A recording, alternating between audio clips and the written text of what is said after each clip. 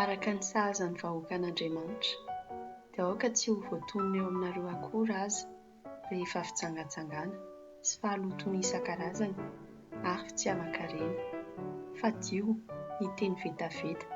sy resaka valavala na vozo-dratsy izay samy tsy tokony atao.